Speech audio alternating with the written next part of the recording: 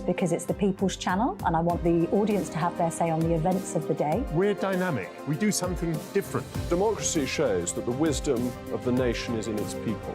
I get to travel to find out what the story is from a personal perspective. The British people aren't fools. We know when we're not being told the full story. We've got to work out how Britain moves forward from this. It's the best country in the world. The establishment had their chance. Now we're here to represent your views. Britain's watching. Britain's watching. Britain's watching. We're proud to be GB News. The People's Channel. Britain's news channel.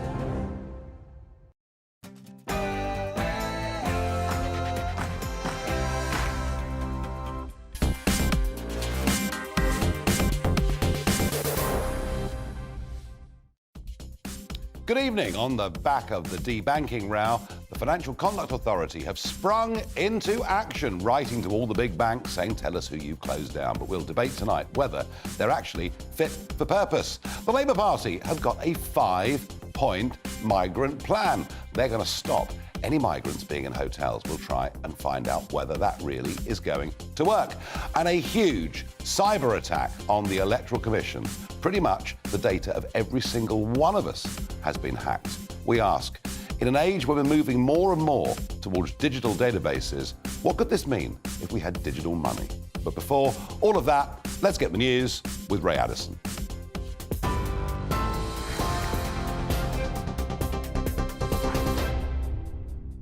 Thanks, Nigel. Good evening. Here's the latest. And our top story, the chair of the Police Federation for Northern Ireland says urgent answers are required after details emerged of 2 significant data breaches. Police in Northern Ireland say the names of more than 200 serving officers and staff were stolen from a private vehicle on July 6th, along with a police laptop and radio. Earlier, the PSNI announced a critical incident after admitting that data revealing the details of thousands of police officers had been published online. Chairman Liam Kelly says the force needs to produce credible explanations about the impact on officer safety.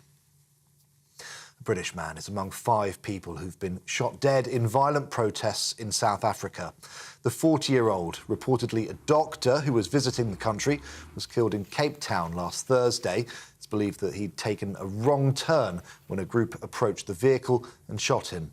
Unrest began after minibus taxi drivers announced a week-long strike. Well, in some news just in, a fire that destroyed the Crooked House pub in Dudley last Saturday is now being treated as arson. The announcement from Staffordshire Police comes after a specialist detection dog was used to search the site earlier on today. The force is asking the public not to speculate on the cause of the fire, describing it as extremely unhelpful. They're urging anyone with information to get in touch via 101. Well, 5 people have now been arrested on London's Oxford Street after social media posts encouraged people to steal from stores. The TikTok posts prompted a heavy police presence and 2 young men were seen being led away in handcuffs. Some outlets shut their doors while crowds gathered and officers issued 24 dispersal orders.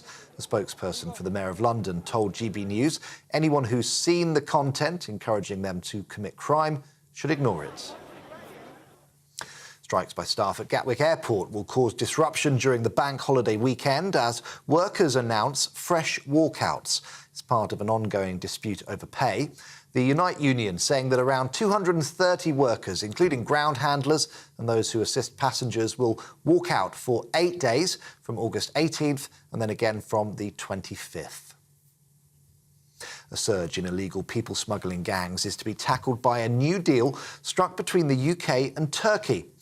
Under the agreement, the Turkish National Police will speed up the process of returning Turkish nationals who come to Britain via illegal channels. Turkey is often used as a major hub for people smuggling gangs due to its geographical location, and reports suggest that many vessels used to cross the channel originate from there. This is GB News. Across the UK on TV, in your car on digital radio and on your smart speaker by saying, play GB News. Now let's get back to Nigel.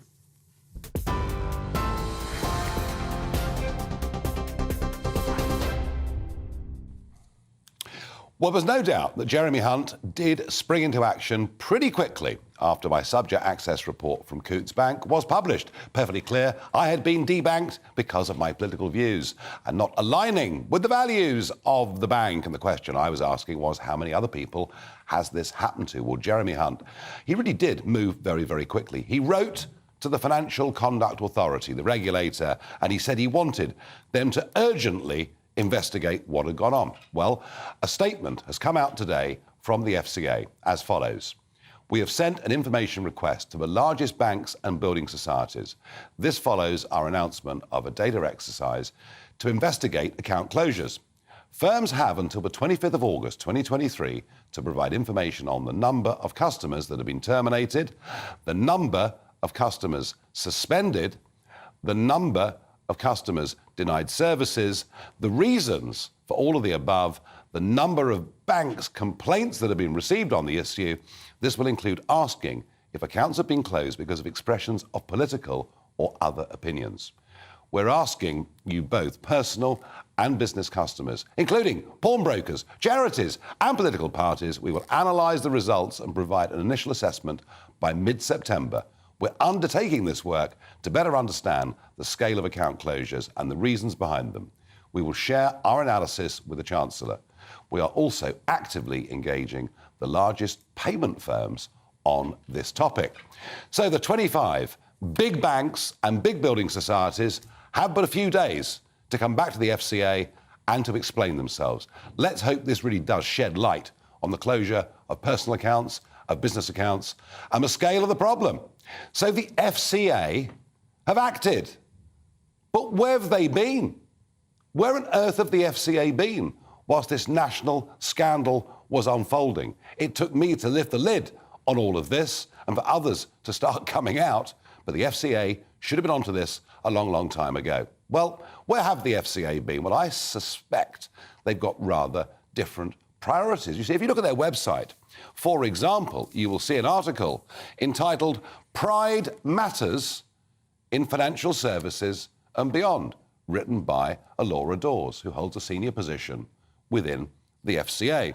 She talks with great pride about going to the Leeds Gay Pride event with FCA staff, and really interestingly, the man who we've mentioned before on this programme, and this is really extraordinary because, you know, Sheldon Mills holds one of the top positions. He is the executive chairman of the FCA.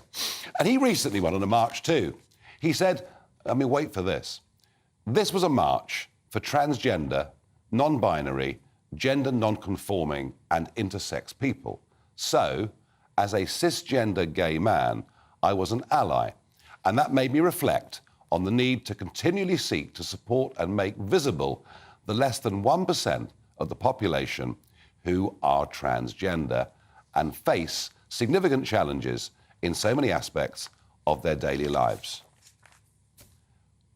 What the hell, Mr. Mills, or any of you at the FCA, what the hell is going on marches, making political statements?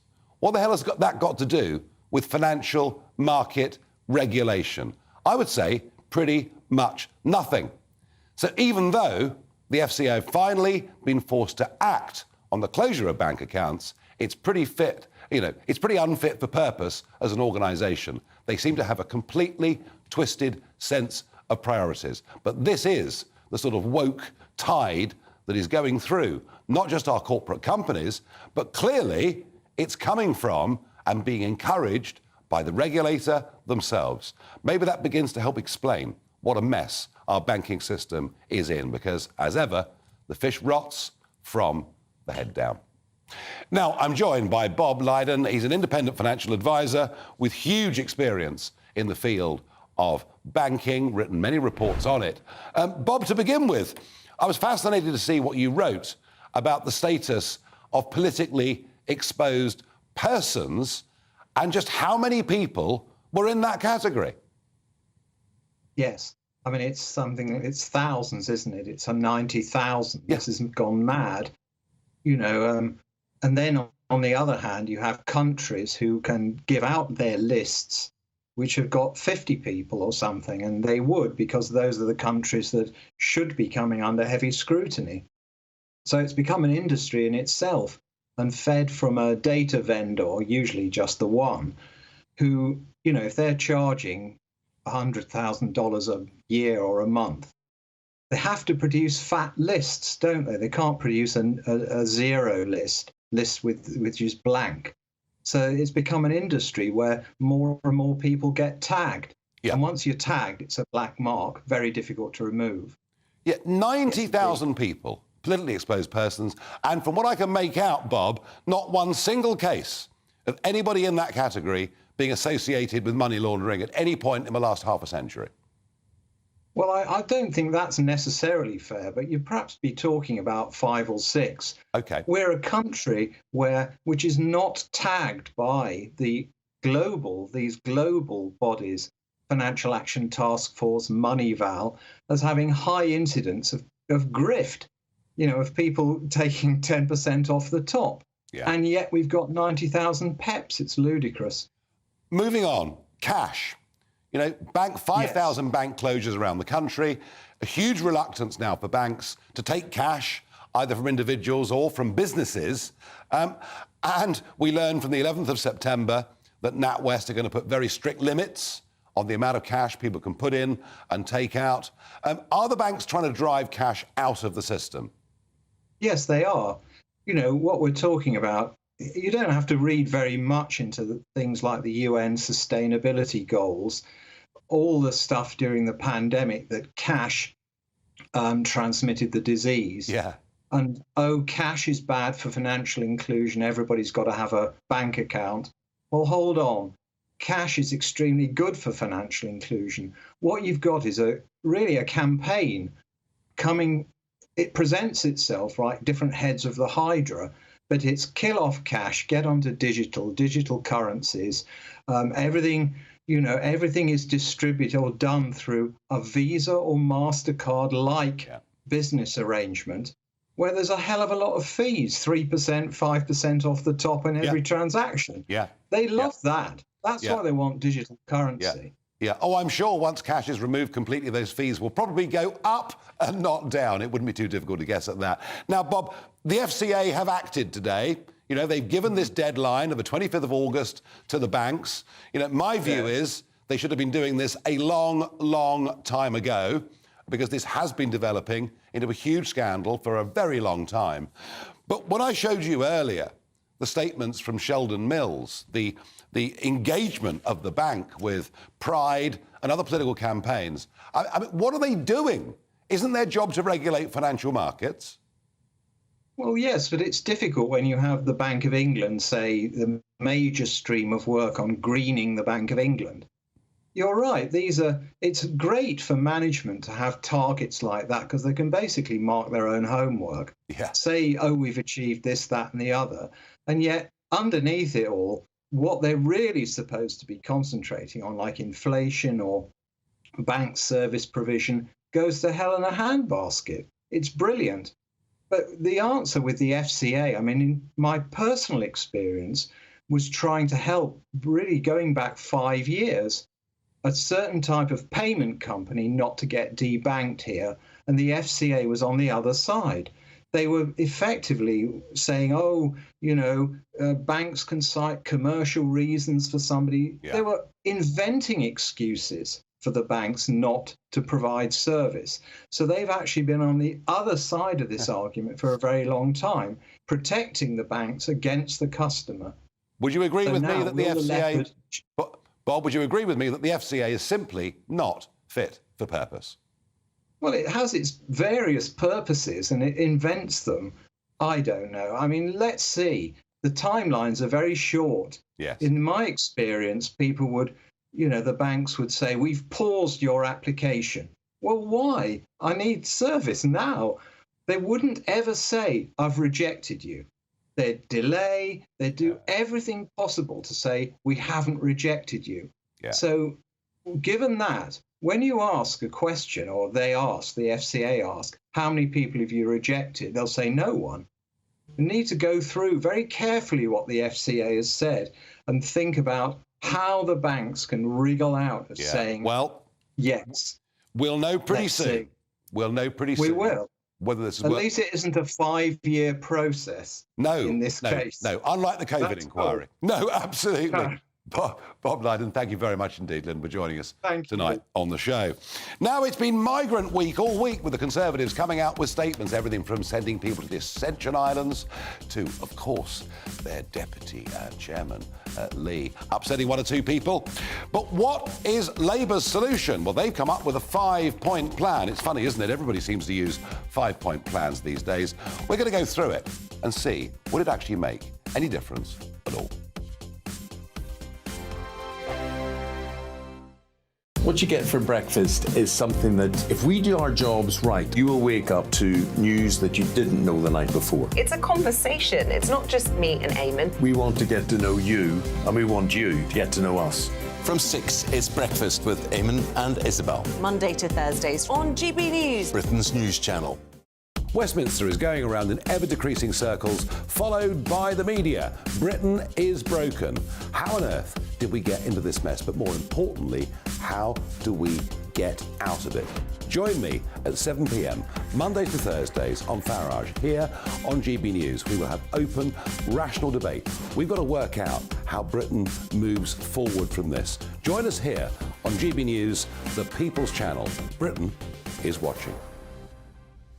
When the news happens, it happens here. And really important breaking news. breaking news this morning. On TV, radio and online, the news starts here on Britain's Newsroom. All the biggest stories and the answers that you need from across the UK and beyond. Join Britain's Newsroom from 9:30 on GB News. The People's Channel, Britain's news channel.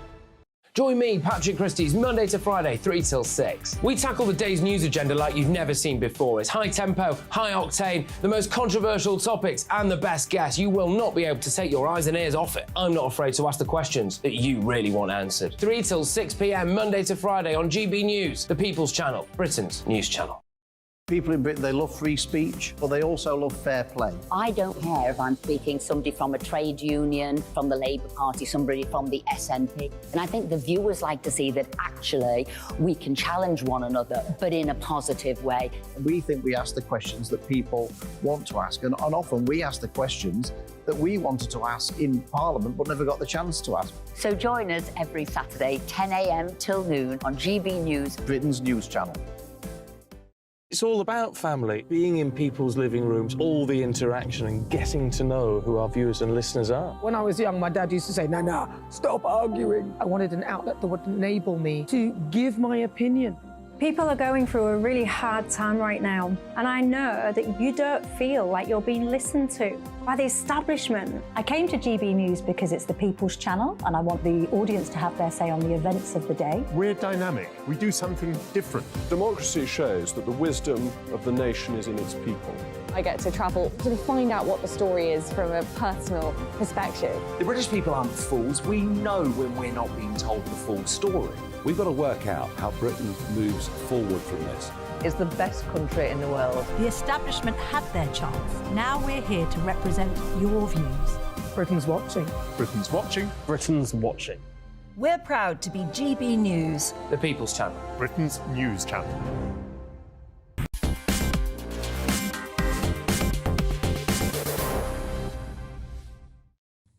Well, some of your reaction to the FCA. One viewer says they're part of the problem. Bankers policing bankers doesn't work any better than the old Bill policing themselves. The system is wide open for corruption to take hold. Stuart says they are failures in their position, probably paid failures or professional losers. Not much love for the FCA here. And Ryan says, because like so many of our institutions, they are rotten to the core with wokeism. Well, there we are. Now, today's big announcement came from the government, and it is a deal with the Turkish government. They say our partnership with Turkey, a close friend and ally, will enable our law enforcement agencies to work together on this international problem and tackle the small boat supply chain. Well, it might help a bit, but it won't really make any difference. But hey, if you believe some of the polling out today, Labour are on course for an absolutely stonking majority. Numbers a long way to go, but either way, they're certainly the bookies' favourites. And they've come up with their own 5-point plan. And I've joined here in the studio by Peter Edwards, former editor of Labour List. Peter, 5-point plan, not very imaginative, really, is it? I wouldn't say that at all. And, they often say that flattery is the greatest compliment. We now have the government starting to pick through bits of Labour's plan for themselves. So a couple of years ago, Tory ministers were saying, not sure if we're friends with France. Labour, since 2016, has been calling for closer cooperation. Another point from Labour's plan, and to save time, I won't read it all out. No, sure. What was trying to tackle these issues at source. So now, 7 years on from perhaps the public recognition of the crisis in Britain, again, the Tories are trying to tackle the migrant crisis at source, as Labour suggested. Now, there's 5 different points on the plan, but it would seem like in a very lethargic and piecemeal way, the government are trying to pick up what Labour's been proposing. All right, I mean, we can't go through all of it, but let's just deal with the new agreement with France that you've just mentioned. France won't be allowed to make an agreement on this because the European Union now manages asylum policy as a whole. They have a lot of arguments over it, but they do manage it as a whole. And so we would need to do an agreement with the EU on this, not just with France. And they've been given the hundreds of thousands crossing the Mediterranean, it's not really going to happen, is it? Well, we've got to disaggregate 2 different things. The deal announced this week was with Turkey. Yes. We've already got agreements with France. Some folk in this country believe we're wrong to pay money to France. The alternative is we give France nothing and allow the problem to get worse. And my concern, there's a lot of politics in it, and we know that immigration is very important to swing voters. Yeah. But people are dying. People are dying in war-torn countries. They're then at risk when they come to Turkey. They're then at risk again when they get on a small boat. And then at risk here, not necessarily of death, thank goodness, but of serious disease because of the botched management of processing centres like Manston. So these people have been at risk all the way through their journey. What about, they've become a political... What about the risk to people in Britain? Because some of these people that are coming are serious criminals. What about the risk to us? Well, you say some. How many? Too many. And if you look particularly at, and we've taken some action, but the extent to which Albanians who've been encouraged to cross the channel, open adverts on TikTok, come and join criminal gangs, and you talk to police forces all over Britain, it's a real problem. Well, I would challenge on that because while there's obviously crime in every country, you're not offering any statistics to support what you're saying. There's crime in Britain. We've got to trust our police to do the job. But these people are fleeing war, and, I've been to another war-torn... They're not. Some are. They're not. Many of them are now coming from the subcontinent of India. Others are coming from countries all over the world.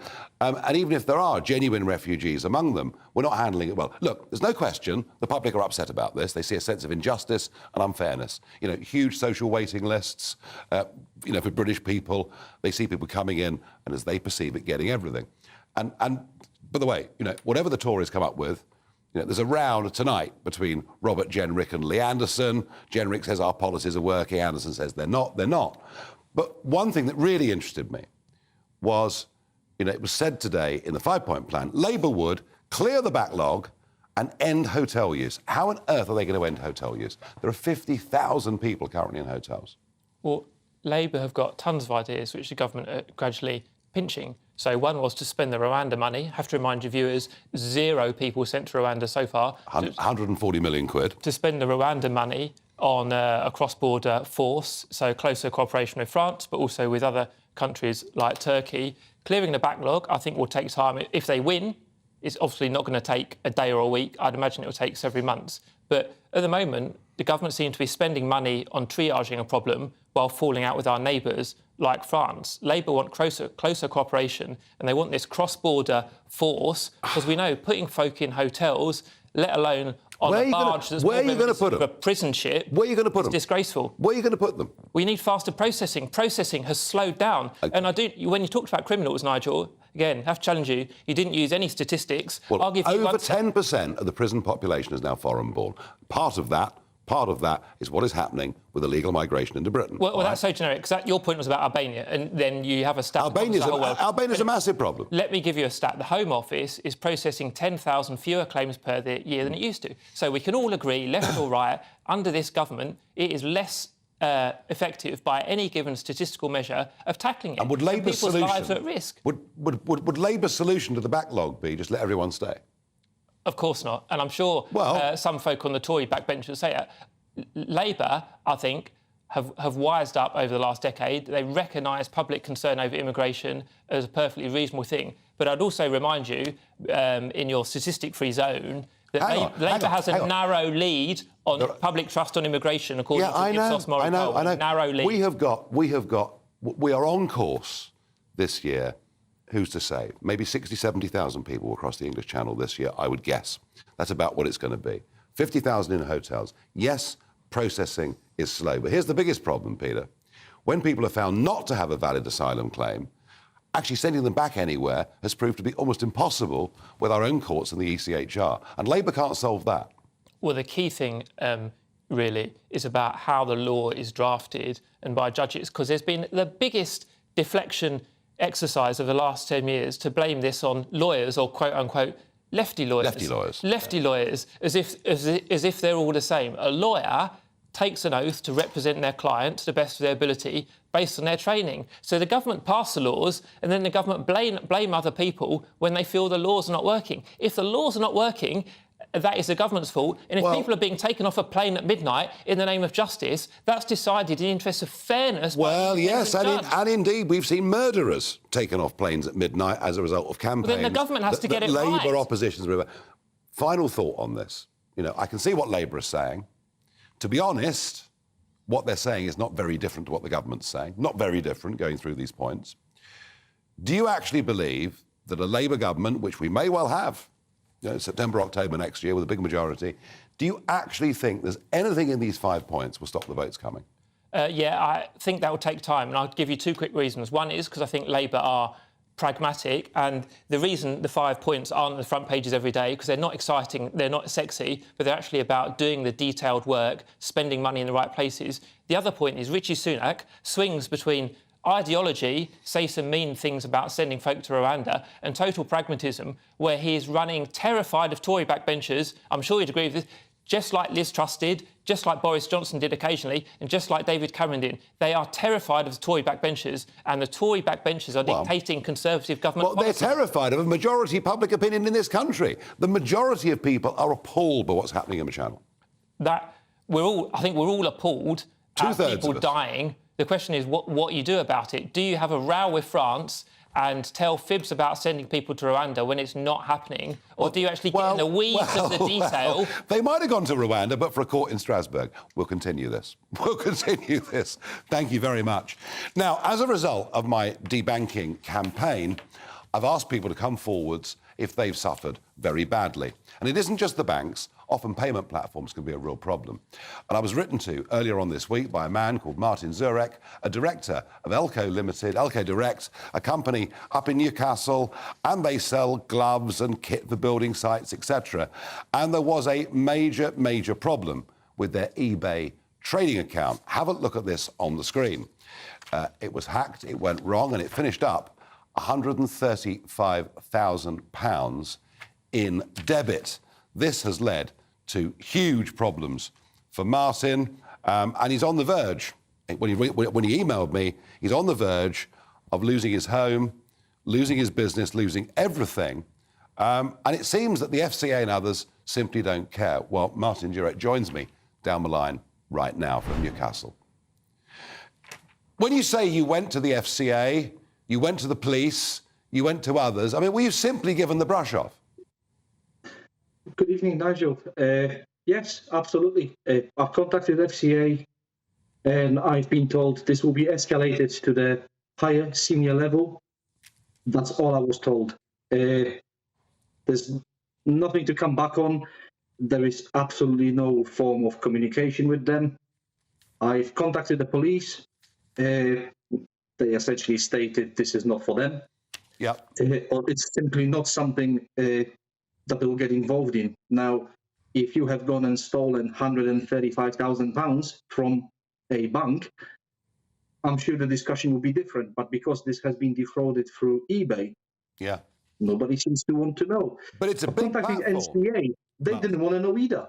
It's a big platform. Now, eBay now say your viewer is now able to start selling again, and we're resolving final issues associated with the account. So can you start selling again? Is this now over after a horrible period, or are you still stuck in a mess? Absolutely not, because first they have taken 2 weeks of frantic phone calls, and I must have spoken to about 30 people who generally didn't care less of getting the amount credited and acknowledged as fraud. But then when they eventually have credited the amount last Thursday or Friday, essentially all of the previous orders are being seen as fraudulent. So anything that's being sold through the platform essentially goes back into debit because their platform seems to think this is all coming from fraud, and it's not. We've serviced some of our customers for 12 years, Nigel. Those are repeat customers that come into us. I know. They're upset. You know, you're a well-established business, and eBay is a very big platform that millions of us use every single year. Martin, thank you for coming on, sharing your problem. I can't solve the problems of you and everybody else, but I can shine a light on what's going on. And I repeat the question at the top of the show. Are the FCA fit for purpose? What the hell are the FCA there for if things go wrong on eBay and they don't want anything to do with it? I find it quite extraordinary. In a moment, we'll talk an electoral commission, serious data breach, and the wonkiest pub in Britain that burnt down. Now we're being told by the police, actually, it was arson. The Live Desk with me, Mark Longhurst. And me, Pip Thompson. It's here Monday to Friday on GB News. From midday, we'll bring you the news as it breaks, whenever it's happening and wherever it's happening, from across the UK and around the world. Refreshing, feisty, but with a bit of fun too. If it matters to you, we'll have it covered on TV, radio and online. Join the Live Desk on GB News, the People's Channel, Britain's news channel.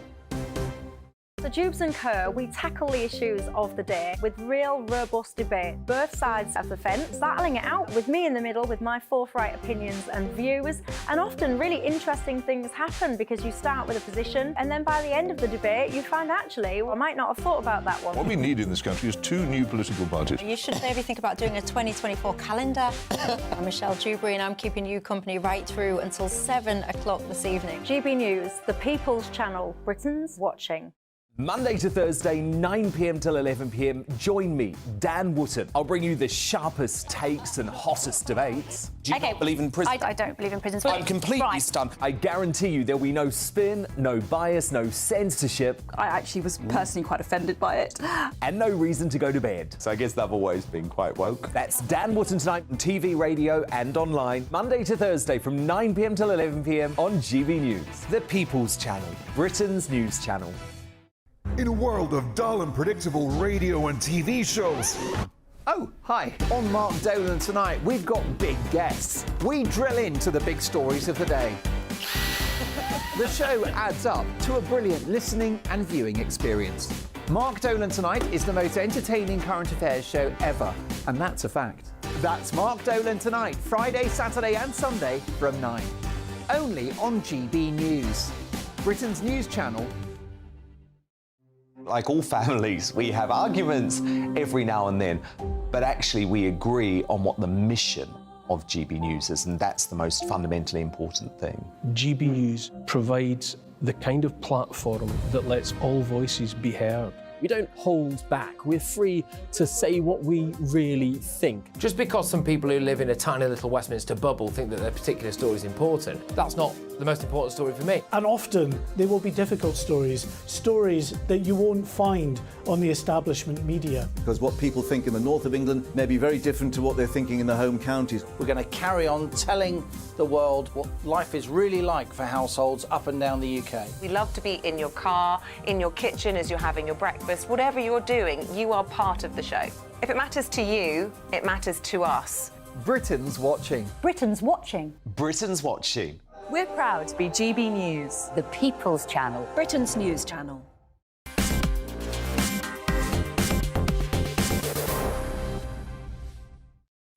Yesterday, it was the police service of Northern Ireland, a big data leak. Overnight, we learn about a whopping, great big data leak from the Electoral Commission. Well, I'm joined by Mariano Delisanti, Legal and Policy Officer for the Open Rights Group. So what's actually happened here? Well, so what we know, which is actually not really a lot because the Electoral Commission has not really given us too many information about this, is there has been a data breach that was communicated yesterday concerning 40 million... 40 million? So the records of 40 million people living in the United Kingdom who have been exposed apparently in this cyber attack, whose origin is still unidentified. And this exposed basically the old electoral register of the United Kingdom. Yeah. And, I mean, the speculation that it's Russia, but it could be China. I mean, we just don't know, do we? No, I mean, there is no available information as to whom has actually done this. How worried should we be? As I say, we have the Police Service of Northern Ireland data yesterday that's released, mercifully without addresses, but still names. We have this today. Are any of these databases safe? Well, I would say, first of all, yes, there is a problem when it comes to the databases, which is it's very difficult to secure them, and therefore one good way of addressing this will be to delete information as soon as they are not needed anymore.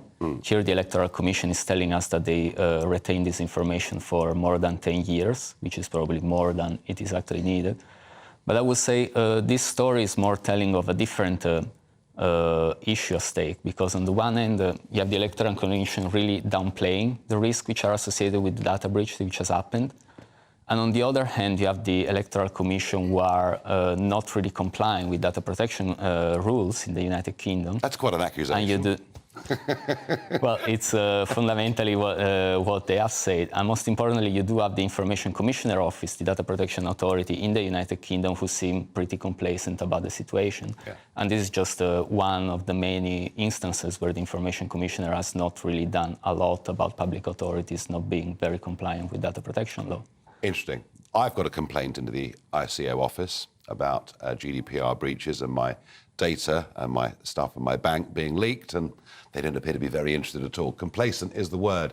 So could 40 million of us start to receive communications from someone wanting to influence the next general election? Well, I mean, this is a speculation. I mean, I guess the important aspect in there is the electoral, let's say there are two different kinds of electoral registers. One is public and one is not public. The one which has been accessed is the not public one, and in particular it includes people who have opted out of the electoral register. Now, people who do opt out of the electoral registers are usually people who don't want their home address to be fundamentally accessible in an open register. And this could be because you've been victim of domestic abuse. This could be because you changed your address because you were having problems with stalking. This could be, like in my case, because I'm witnessing in a criminal proceeding against some people and I don't want them to be able to find where I live. So there are obviously high risk associated with data about these individuals who opted out, which are now publicly accessible. Well, we don't know whether they're publicly accessible or not, but the point is... But there's a risk. Well, we know that if they have been accessed, and in a data breach, when they say we don't know if they have been downloaded, the point is because the information system has been compromised, there is really no way to know. But on the other hand, usually people don't access someone else's computer for the sake of doing this. They do this because they're actually interested in the information. Really interesting, Mariano. Thank you. And your point about the Electoral Commission not operating as they should have done, I think is a very, very strong one. Thank you. Now, it was called the wonkiest pub in Britain. Yes, you've seen the news stories over the course of the last couple of days. Up there, just outside Dudley. And yeah, the Crooked House, and it closes and it burns down. And a lot of concern from local MP and others. Could this be an insurance job? Well, Jack Carson, GB News' West Midlands reporter, is there outside what's left of the Crooked House. So, Jack, it burns down and then it gets demolished the next day. Is that right? So, it burns down on Saturday. There's about 30 firefighters that try and fight the blaze. Reported that there's a mound of dirt at the top of the access road here, meant they had to bring in tens of metres of hose essentially to be able to take down the fire. Forensic teams from the police and the fire service then come in on Sunday. Monday, the police have to leave the site because they say the site is unstable. At that point, then Monday evening, this is when the digger starts to demolish this site. Now, South Staffordshire Council said that they did not give the permission for the site and for the Crooked House to be demolished completely. That was not their agreement. There was a section of the building for safety reasons that had to be taken down, but the full demolition was in no way agreed upon. So there is now this investigation with the police and the fire service, not only into the criminality. There was an update from Staffordshire Police just an hour ago that said they are now treating the fire here as arson, but of course there is now this investigation into the unlawful breach of the town and planning laws with South Staffordshire Council over the demolition itself. But the fact is, Nigel, this event, the fact that this has been demolished and the fire in itself has really caused hurt to this community, because this building, while not grade listed, and we know that there was a submission to Heritage England to have this place grade listed, the fact is that this community is really hurting, because this was an iconic building, built originally in the 18th century, stood for 200 years as a farmhouse, of course, and a pub for so many decades. But let's speak to Paul Craig, who's a local resident here. Paul, I mean, with the rubble behind you, what are your feelings like here at this site now? Well, it's just total devastation, to be honest with you. I mean, this building was a lovely, lovely building. It was our heritage. I mean, if you get to places like around the country, like Henley and Arden, and places like that, old buildings, they cherish them. But Dudley seems to be always on the back foot when it comes to things like that. Nobody cares, and but we won't stop until justice has been served, whoever's done this. I mean, the police have said this afternoon that they are treating this as arson. Is that a shock to you, knowing, of course, here, as you've gathered here over the past couple of days with hundreds of people? Not at all.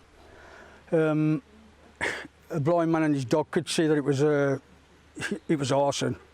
And but what you got to ask yourself is this: what's worse, the actual fire or the knocking of it down? I mean, that's, in my opinion, is worse than the actual fire.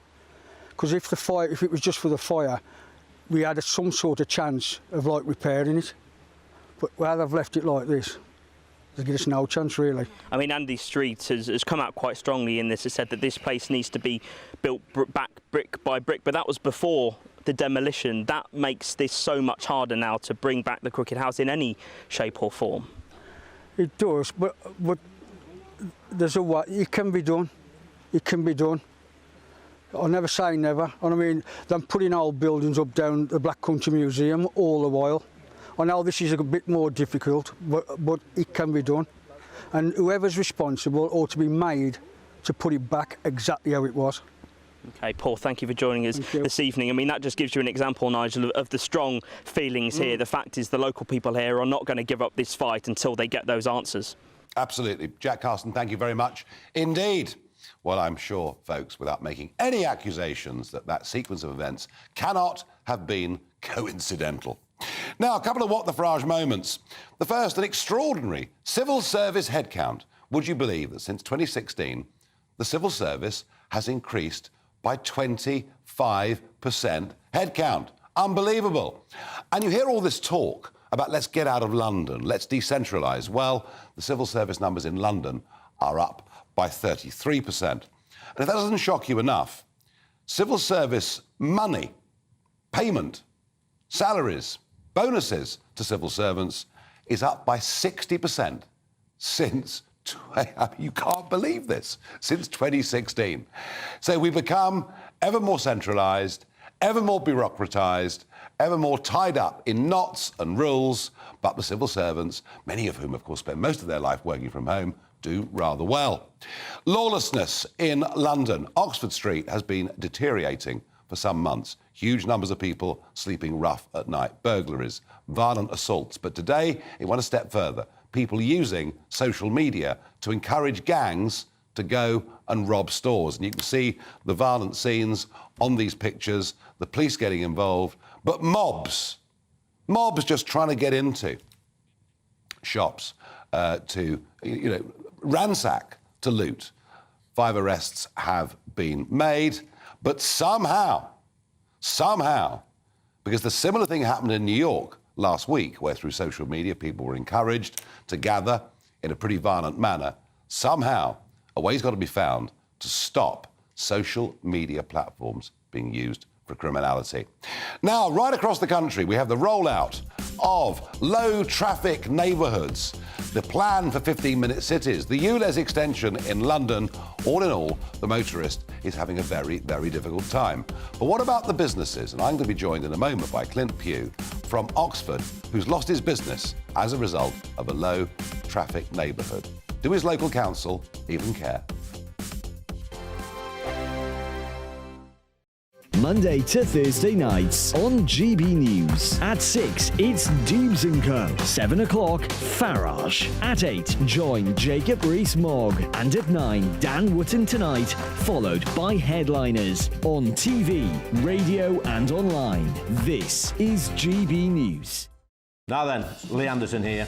Join me on GB News on my show, The Real World, every Friday at 7 p.m. I'm not eating bloody cat. Are you Delicious. mental? Open your mouth. OK, here comes a train. Reminds me of the scene in Singing in the Rain. Adam, is that a good one? Whoa! Join me at 7 on GB News, Britain's news channel. Join me, Camilla Tominey, on Sunday mornings from 9:30, taking the politicians to task and breaking out of SW1 to see how their decisions are affecting you across the UK. Bursting the Westminster bubble every Sunday morning, only on GB News, the People's Channel. Britain's watching. Join us every night on GB News at 11 p.m. for Headliners, which is 3 top comedians going through the next day's news stories, which is exactly what you need, because when the establishment has gone crazy, you need some craziness to make sense of it. So join us 11 p.m. every night on GB News, the People's Channel, Britain's news channel. I'm Andrew Doyle. Join me at 7 o'clock every Sunday night for Free Speech Nation, the show where I tackle the week's biggest stories in politics and current affairs with the help of my 2 comedian panellists and a variety of special guests. Free Speech Nation, Sunday nights from 7 on GB News, the People's Channel, Britain's news channel. Every Sunday from 11, join Michael Portillo. There will be topical discussion, looking at the week before and the week to come. So kick back and relax at 11 a.m. on Sundays on GB News with me, Michael Portillo. GB News, the People's Channel, Britain's news channel. I joined GB News because I was sick and tired of not hearing my views being represented, not just mine, but so many people that I knew and spoke to. I just couldn't get my voice out there. I couldn't say anything. I couldn't do anything. Whatever the narrative was, I kind of had to follow it. GB News is there to provide a voice for those who have been ignored by the establishment media. We think different things, we've got a different style. GB News is here to be optimistic and positive about the future. It's real kind of dynamic and flowing, with the audience very much at the heart of it, like a big family. Here at GB News, we talk about the things that matter to you. Hearing the voices from right across our towns and cities, especially our towns. All sides of the argument represented with a heavy dose of opinion. We're on a mission here to make a difference. And the GB News family really is here for you, and whatever time of day you can watch or listen. Britain's watching. Britain's watching. We're proud to be GB News, the People's Channel, Britain's news channel.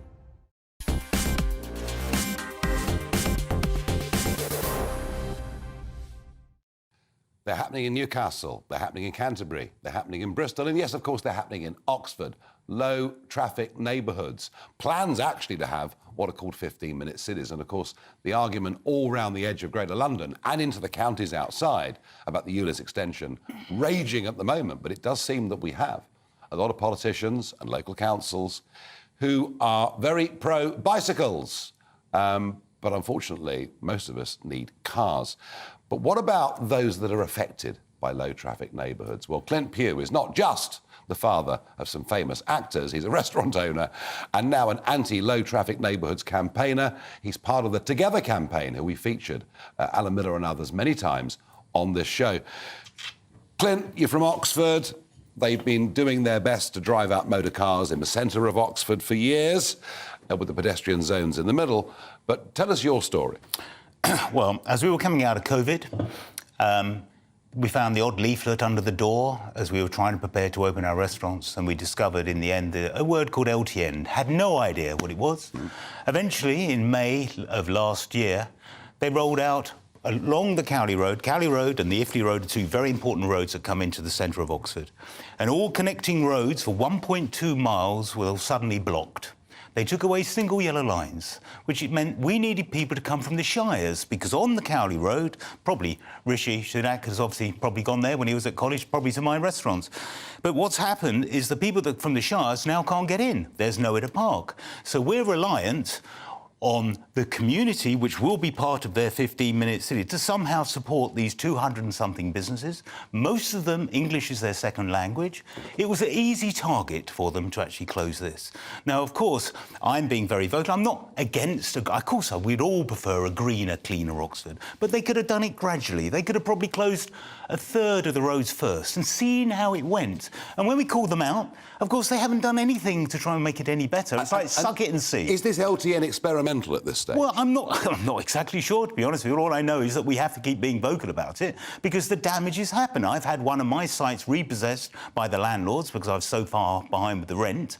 I'm struggling. I'm having to contain my restaurants, one of them only opening at the weekends, because there's no point opening it at the beginning of the week. I've been called out by a councillor saying I don't know how to run a business, even though, of course, I've been running business in Oxford for about 35 years. I've opened probably 12, 13, 14 restaurants. I'm extremely experienced at it.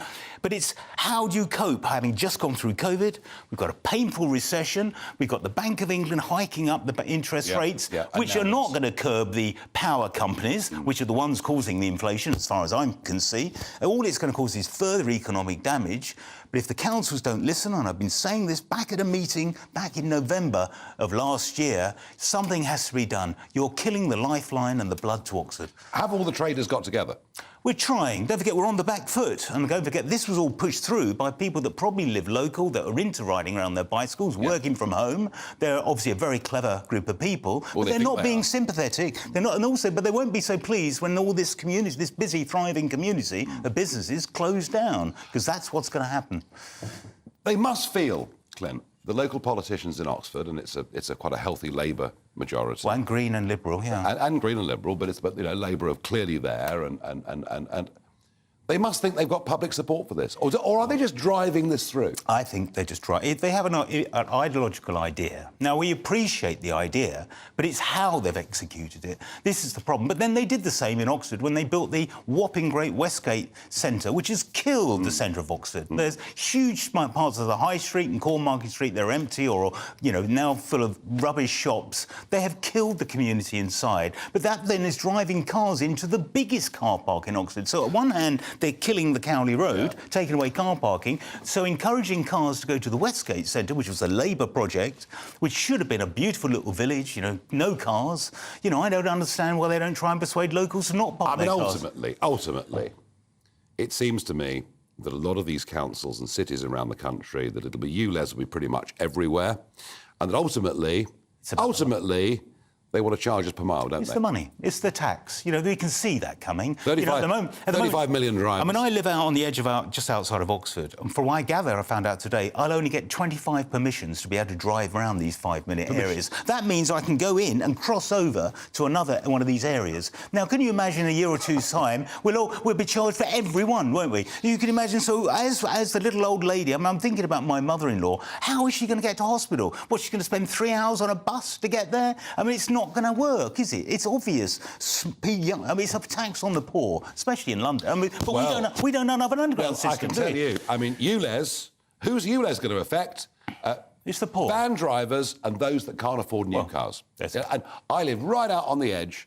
Won't bother me tuppence. Well, no, because you can afford it. I mean, all those billionaires and the people that probably shouldn't be living in London, the £12.50 to them is going to be nothing, is it? As they drive around in their gigantic Range Rovers. Yeah, but their cars. But the little people. I mean, what is £2,000 going to do? I mean, where is this £2,000 per? I mean, that's probably 2 million quid, isn't it? Billion. I mean, you could be living in Surrey or Kent or Essex or Hertfordshire, and you're running a delivery van, but it's not compliant with ULEZ. You might get a bit of scrappage for it, a couple of grand, but a new one's going to be 8-10 grand, and suddenly hundreds, and the rest, and suddenly hundreds of pounds a month is your bill. Can the situation for you, Clint, be resolved, or rather is the closed restaurant, is it gone? But the one thing that they never talked about reducing our business rates, not at all. They've never considered, I mean, with the site that I had repossessed, I had no credit from the landlord towards COVID at all, the closures. We didn't get anything from the government because the rents were so high. Yeah. And they haven't talked about any compensation. I mean, we've just had, I think, 4 members of the local council have been made redundant at some ridiculous bill of 500,000 quid. But they're not talking about saving us small business people, you know, have dedicated their lives to running business in Oxford. Well, it's shocking. It really is shocking. Clint, you've made the argument incredibly powerfully. Thank you for coming down to the studio. Pleasure. Thank you for having me. And sharing that story. Well, yes, horrible, not good. Jacob Rees-Mogg joins me down the line from what he himself describes it. Well, he calls it God's own county, I think, or something like that. Jacob, what have you got coming up this evening? Well, I used to be the Minister for Government Efficiency, so I'm obviously going to be talking about the burgeoning civil service, which is ridiculous that it's got even bigger when we had plans in place a year ago to shrink it, and those haven't been followed through with. We were just beginning to turn the supertank around, and the government really needs to focus on cutting the size of this bloated civil service. Yeah, Jacob, I agree with you wholeheartedly. It reminds me actually of a very famous Yes Minister where they're given the instruction that they're going to have to reduce the size of a civil service, and by the end of the review, it is, of course, bigger than it was when it started. Well, one thing that is looking up is the weather, so let's have a look at the next couple of days. The temperature's rising. Boxed Solar, proud sponsors of weather on GB News. Hello there, I'm Greg Dewhurst and welcome to your latest GB News weather forecast. It is briefly warmer, temperatures reaching mid to high 20s, plenty of sunny spells. But there will be some rain moving into the far west later on Thursday. Looking at the bigger picture, a brief spell of warmer weather, but into the weekend, this area of low pressure starts to move in, introduces something a little bit fresher, particularly across the north and the west. So looking at the end of Wednesday, still some cloud across western areas, a bit murky around some coast, but plenty of clear spells taking us into the early hours and most places dry. Quite a warm night to come though, temperatures for most holding up around 15, 16 degrees, perhaps 1 or 2 spots no lower than 17 or 18 Celsius. For most Thursday mornings, a bright start, plenty of sunny spells. There'll be some low cloud that takes its time to lift and break, and then the day ahead looking fine and dry for many, though the cloud does start to increase across the far west.